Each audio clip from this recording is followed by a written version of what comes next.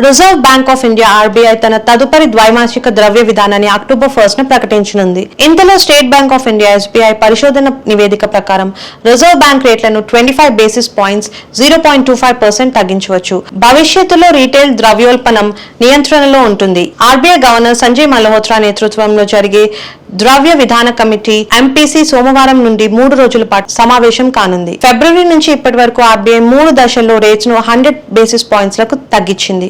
ద్రవ్యోల్బణం ఇప్పటికే 4% లక్ష్యం కంటే తక్కువగా ఉందని, దేశ ఆర్థిక వృద్ధి రేట్ 6.5% పైన ఉంటుందని అన్వేషిస్తున్నారు. Bank of Baroda chief economist Madan Sabnavis తెలిపారు.